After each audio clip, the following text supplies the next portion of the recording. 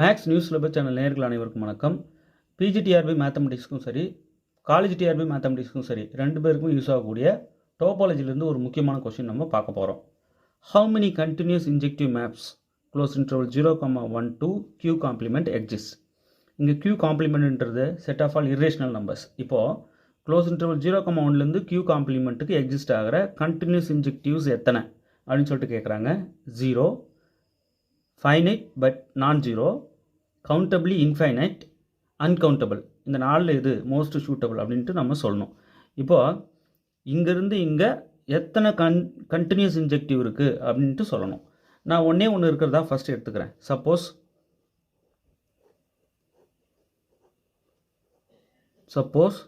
f is a function from close interval 0,1 to q complement be a continuous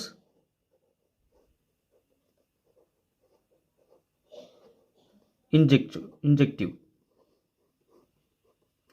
map. நான் ஒன்று இருக்கிறதா எடுத்துக்கிறேன். இங்கேருந்து இங்கே ஒரு கண்டினியூஸ் இன்ஜெக்டிவ் இருக்கிறதா நான் எடுத்துக்கிறேன். ஓகே, இப்போது சின்ஸ்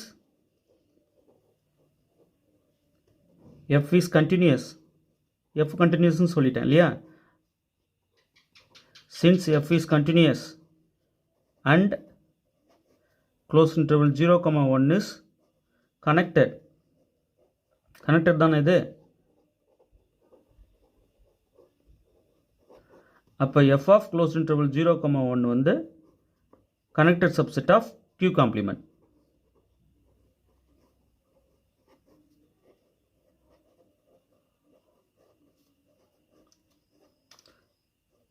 ஏன் வந்து கனெக்டட் சப்செட் ஆஃப் q காம்ப்ளிமெண்ட்டாக இருக்கும்? Continuous image of connected set is connected இல்லையா.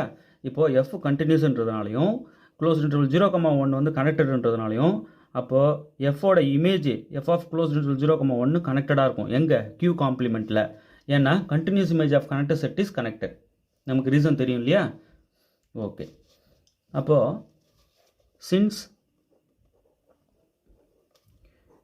f close interval 0,1 is connected subset of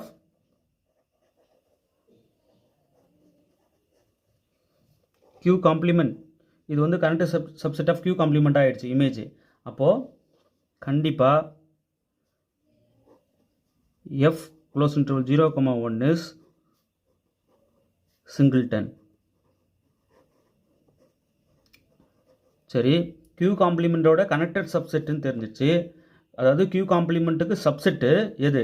f of close interval 0,1 வந்து q காம்ப்ளிமெண்ட்டுக்கு சப்செட்டு கூடவே கனெக்டடு. அப்போது ஒரு q காம்ப்ளிமெண்ட்டில் சிங்கிள்டன் செட்ஸ் தான் நமக்கு கனெக்டடாக இருக்கும் இல்லையா. அப்போது கண்டிப்பாக இது வந்து சிங்கிள்டன், டவுட்டே இல்லை. அப்போது ஹோல் இமேஜே நமக்கு ஒரு சிங்கிள்டன் ஆகிடுது, right, which is contradiction to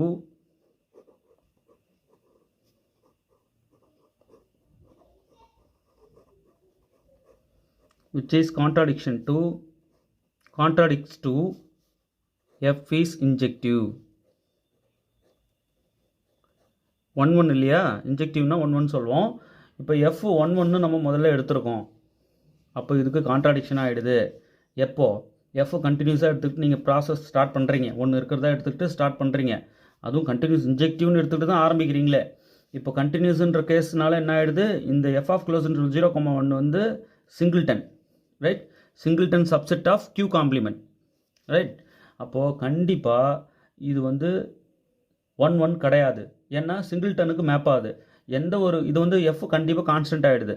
so எந்த ஒரு கான்ஸ்டன்ட் ஃபங்க்ஷனும் 1,1 கிடையாதே. அப்போது therefore there is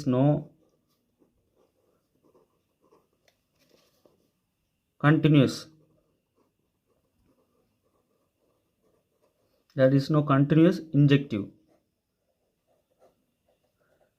injective map between